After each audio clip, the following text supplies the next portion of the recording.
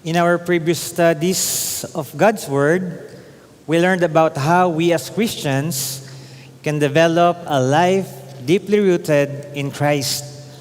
We were reminded that the strength of our life with Jesus must be laid on a strong foundation in Christ. It is by knowing Jesus that we can experience deep transformation. By understanding who He is in our lives and living out a fruitful life in obedience to His commands. 1 John chapter 2 verses 3 to 6, it says, "We know that we have come to know Him if we keep His commandments. Whoever says, 'I know Him,' but does not do what He commands is a liar, and the truth is not in that person. But if anyone obeys His word, love for God is truly made complete in him. This is how we know we are in Him. Whoever claims to live in Him must live as Jesus did." So yung ating desire po to grow deeply in Christ, kaakibat po nun yung ating pagkaunawa kung sino si Jesus sa ating mga buhay at kung paano po natin ina-apply yung kanyang mga utos sa atin sa pamamagitan ng Biblia. Now, to conclude our sermon series for the month of March, we will look at how we as real followers of Jesus can grow to thrive, becoming victorious from a life of ungodliness to a life redeemed by the blood of Jesus, equipped to do acts of righteousness and becoming living testaments of God's transforming power. Tayo po'y manalangin. Panginoon, ngayong umaga po, inaali namin ang aming puso sa inyo. Nawa ang inyong banal na Espiritu ang maggabay sa amin upang magturo sa amin, Panginoon, ng kahulugan ng inyong salita at magamit namin ito, Panginoon, sa aming pang-araw-araw na buhay.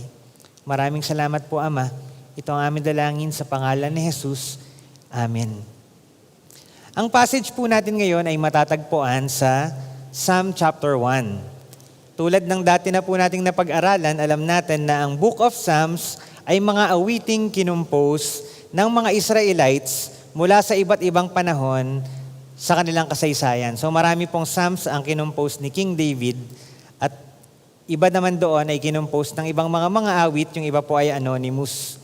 These songs were compiled to make a songbook known as Sefer Tehillim, or Book of Praises, that the Israelites used to sing to worship God. Kung tayo po ay merong red hymnal na nandyan na palagi niyong binubuklat, yan, sila po, mga Israelita, meron silang Sefer Tehillim na ginagamit para kung sila'y magpupuri, bubukas sila ron ng aklat at aawitin kung ano yung mga napiling kanta doon sa awit. At ngayon po, nandito po yun sa ating Bible, 150 chapters ng Book of Psalms. And all 150 Psalms are poetic work which offers praise to God.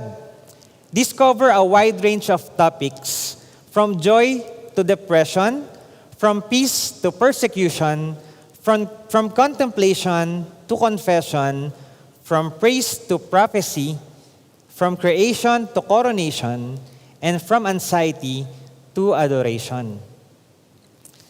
Psalm chapter 1 is a reminder that obedience to the Word of God is the wisest way to live. Obedience to the Word of God is the wisest way to live. A guide to avoid consequences arising from sin and disobedience. This morning, may we all experience God's transforming power through our study of His Word. May we all desire to thrive, to grow deeper in our relationship with Christ. Like a tree planted by the streams of water, receiving the nutrients from God to live a fruitful and prosperous spiritual life. Delight in the Word of God, verses 1 to 2.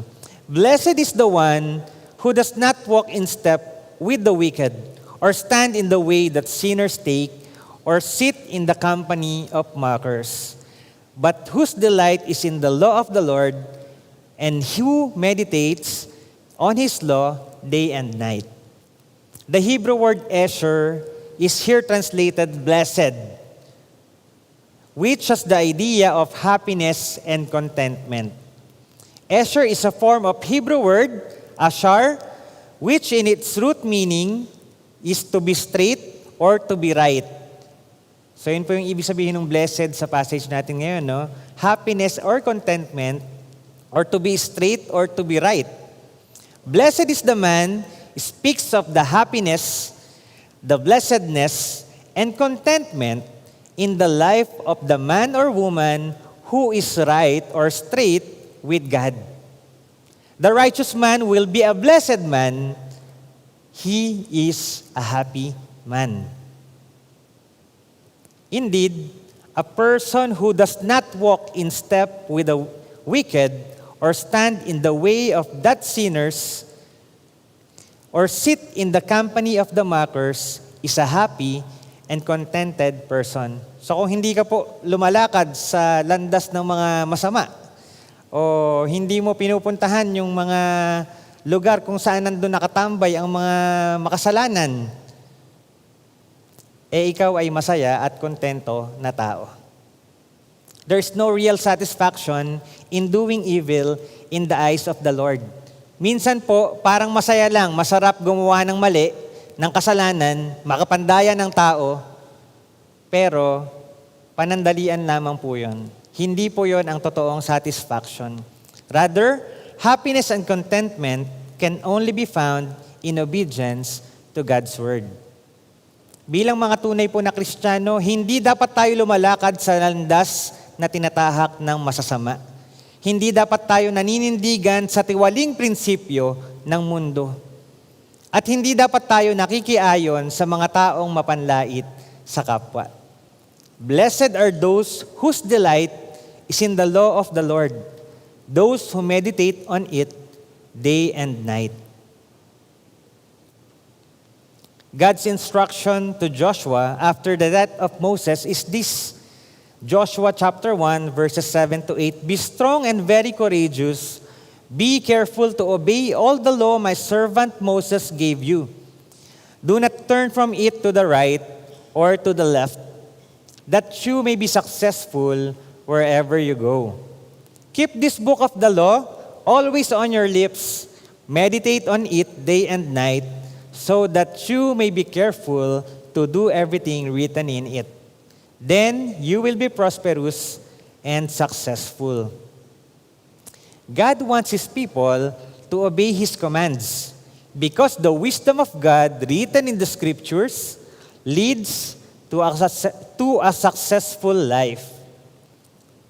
Sabi po sa verse 8, keep the book of the law always on your lips.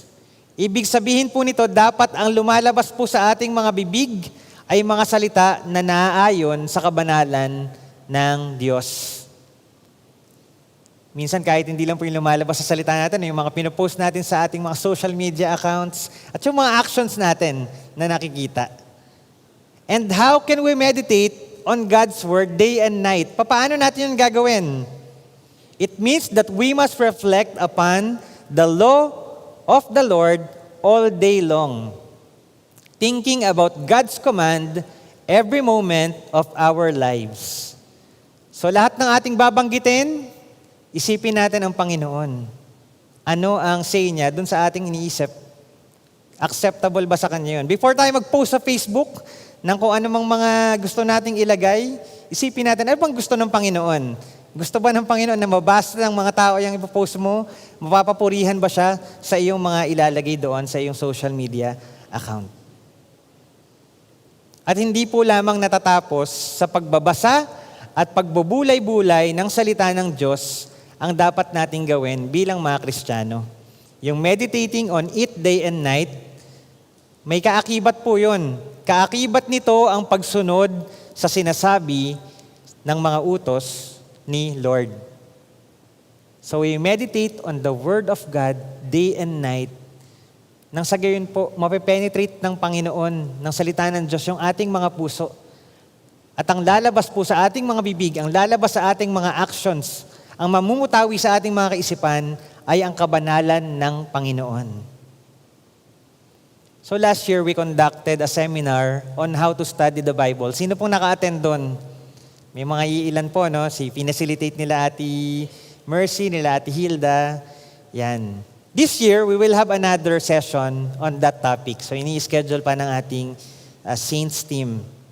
At the same time, we are also encouraging everyone from all ages to join our Sunday school at 9:30 a.m. So hindi lang po yung mga batang maliliit ang nagsa-Sunday school ngayon, ha? Lahat po ng edad ay pwedeng sumali sa Sunday school.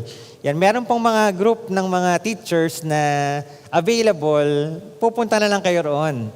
So, hindi naman po masyadong maaga yung ating 9:30, no? Yung 10:15 nga na ating worship service, medyo late na yon. So, agahan po natin ng pagpunta rito. I am encouraging everyone na pumunta po tayo ng earlier for fellowship and for Bible study. And part po yan kasi ng ating pag-delight in the law of the Lord. We must learn how to enjoy a thorough study, reflection, and application of the Bible so that we can develop a mind deeply rooted in the Word of God.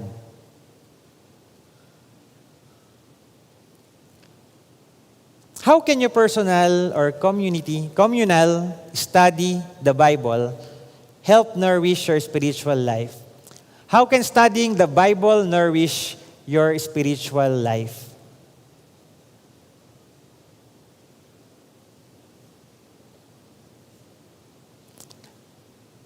Number 2, demonstrate the fruit of the Spirit. Sabi po sa verse 3, that person is like a tree planted by streams of water, which yields its fruit in season, and whose leaf does not wither.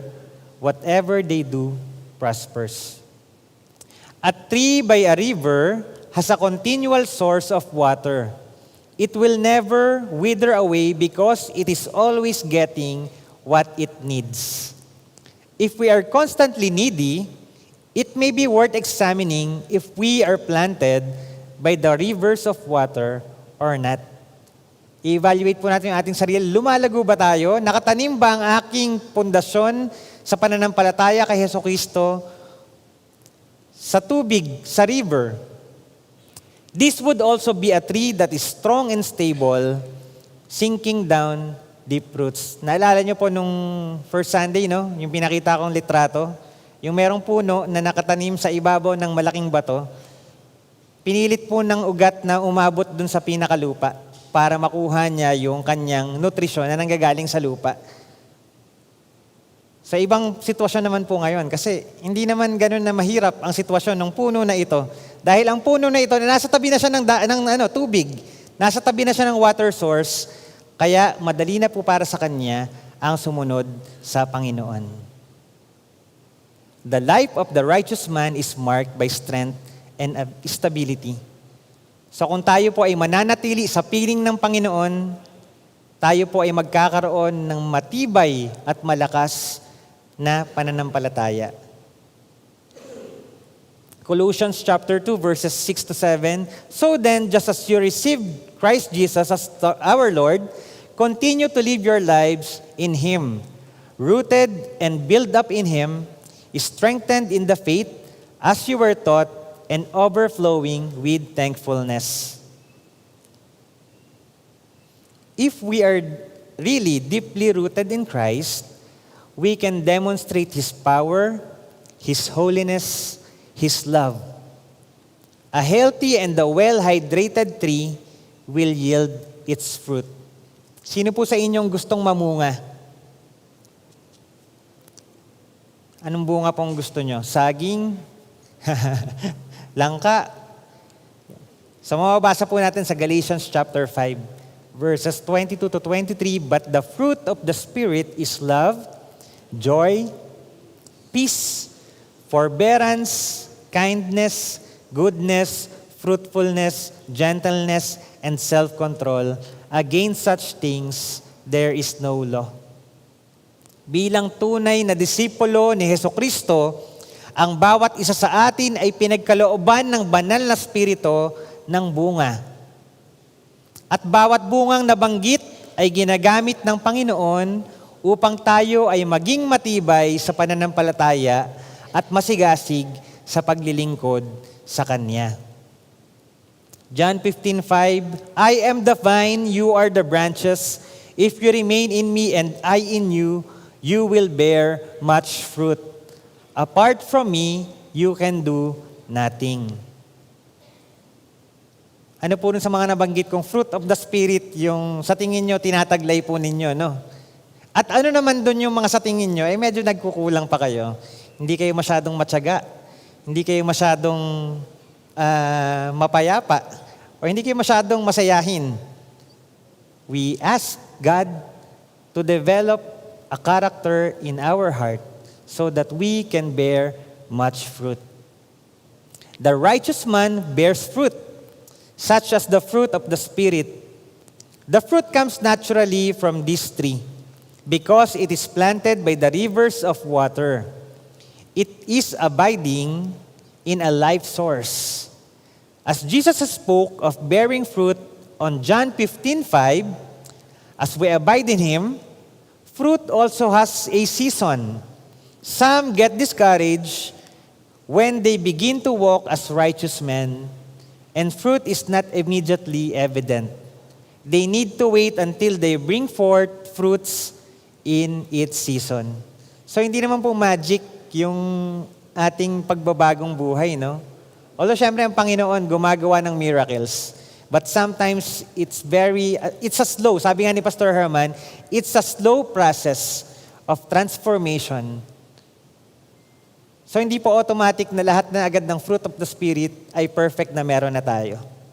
Kasi po kung evaluate natin ang ating mga sarili, kung gaano ka-evident sa atin ang fruit of the Spirit, hindi po natin masasabi na taglay natin 100% ang mga nabanggit na katangian. Maaaring masayahin ka, subalit darating ang pagkakataon na ikaw ay malulungkot. Maaaring matyaga ka, pero darating ang pagkakataon na ikaw ay maiinip. At marami pa pong ibang aspeto.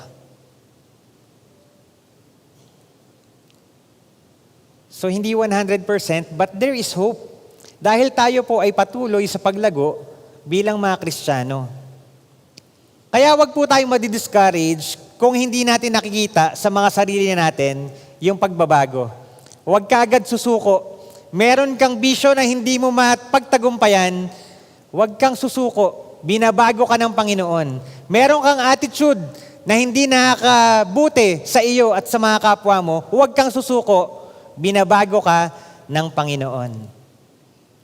The same way also, when we cannot see spiritual development among other people, yung naiinip ka na yung taong dinidisciple mo, o anak mo, o kapamilya mo, ang tagal-tagal na nagsisimba sa Faith Baptist Church, pero ba't ganun pa rin ugali? Ba't hindi ko pa rin maintindihan? Huwag kang maiinip. God is working in and through them.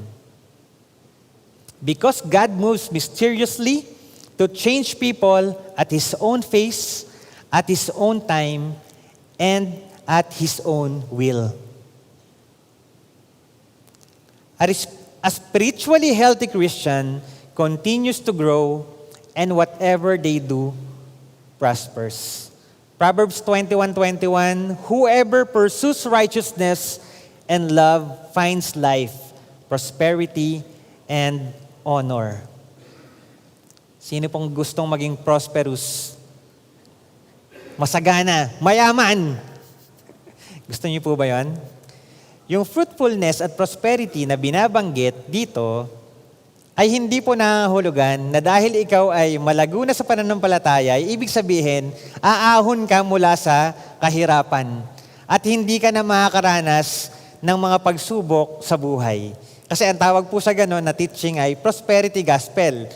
Yung ino-offer sa iyo yung Biblia at sinasabi na pag tinanggap mo si Jesus bilang Diyos na tagapagligtas, aangat ka sa buhay. Yayaman ka, hindi ka na magdurusa, hindi ka na maghihirap. Maling katuruan po yun. Jesus and His disciples and the early Christian martyrs live a fruitful and prosperous life as they suffered for the gospel. You will suffer for the gospel. Yung dating masarap gawin na kasalanan, pag gagawin mo siya ngayon, you will suffer. Kasi hindi mo na matiis na gawin yun uli. Dahil alam mo na masama yun. Babaguhin ka ng Panginoon. Yung mga apostol po, yung mga disipulo, yung mga early Christians, they didn't become rich and powerful. Rather, they were used by God to share the richness of the message of salvation and to show His great transforming power. But in the life of the righteous man, God brings forth something good and wonderful out of everything. Even though circumstances bring forth something that shall prosper. So kahit po may mga pagsubok na dumaan sa iyong buhay, gagawa ang Panginoon ng paraan para mag-prosper ka sa mga pagsubok na yon. Para mapagtagumpayan mo at gamitin ka ng Panginoon mightily sa mga ganong pagsubok ng buhay. Therefore, this fruitfulness and prosperity that comes from God is anchored on God's righteousness and sovereign will. Yes, some of us will become literally rich and prosperous to support the work of God in the local church and out into the nations. And others will experience richness and prosperity in the ministry, in the workplace, and wherever the Lord sends them. So hindi lang naman po ang fruitfulness and prosperity, hindi lang naman po ang measurement nun ay kung magkano ang laman ng iyong bank account. Kasi pwede kang fruitful and prosperous kung ikaw ay Kristiyano na namumuhay na totoo sa iyong trabaho. Nakaka-influence ka ng mga tao to live accordingly sa kung anong nais ng Panginoon para sa iyo.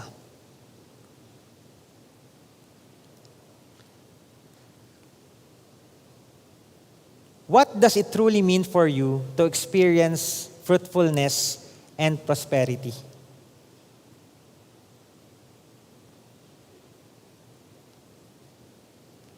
Desire mo ba o pangarap mo bang maging mayaman, mabili ang mga kotse, ang mga bahay na iyong pinapangarap?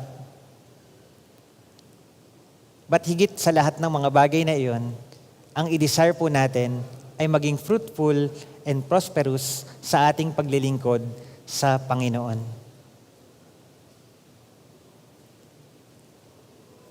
And finally, we dwell in God's righteousness. Verses 4 to 6. Not so the wicked, they are like chaff that the wind blows away. Therefore the wicked will not stand in the judgment, nor sinners in the assembly of the righteous. For the Lord watches over the way of the righteous, but the way of the wicked leads to destruction.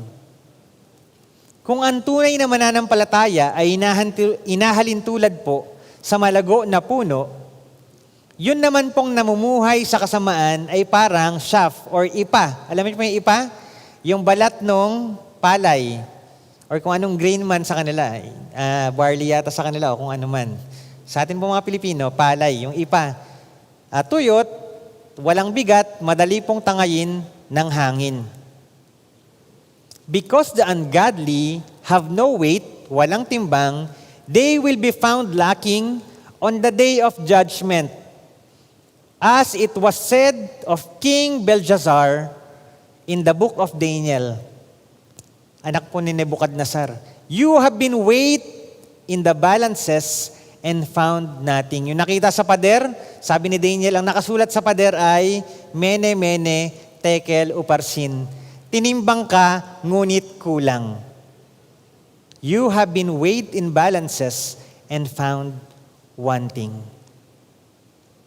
The wicked will be judged and will be separated from the righteous. And indeed, this is going to happen, that those who remain in the dark will be sent to eternal fire. May impyerno po yung mga hindi sumasampalataya kay Jesus at nananatili mamuhay sa kasamaan. And those who will receive God's righteousness will share the glorious future with our eternal hope to be in the presence of the Almighty God. Matthew 25:31-33, when the Son of Man comes in His glory and all the angels with Him, He will sit on His glorious throne. All the nations will be gathered before him, and he will separate the people one from another, as a shepherd separates the sheep from the goats. He will put the sheep on his right and the goats on his left. Therefore, if you want God to protect you and save you from eternal damnation, believe in Jesus Christ now and accept Him as your Lord and Savior. Siyempre po, nandito tayo sa FBC, lagi na tayo nagsisimba. The message baka sabihin nyo, it's not for you. But you are the messenger of God. And this is the message that you need to carry.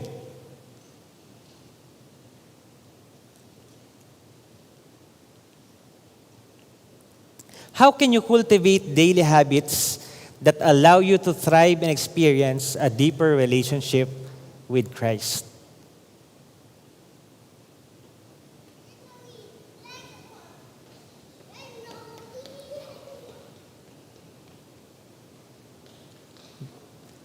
To truly grow and thrive as followers of Christ, we must find joy and nourishment in God's Word. Bear the fruit of the Spirit as evidence of a life rooted in Him, and remain steadfast in His righteousness, trusting that He watches over the path of the faithful. May we all grow to thrive and experience a life flourishing under God's guidance and grace. Tayo po'y manalangin. Panginoon, maraming salamat po sa inyong salita. Dalangin ko, Panginoon, na bilang mga tapat na lingkod ninyo, sama-sama kaming patuloy na sasamba, maglilingkod, at dadali ng inyong mensahe, dadali ng ebanghelyo kung nasaan man kami. At kahit dalhin kami, Panginoon, to the ends of the world, we pray that you will guide us as we grow deeply rooted in Christ. Guide us, Lord, and may our lives will bring glory to you alone. This is our prayer in Jesus' name. Amen.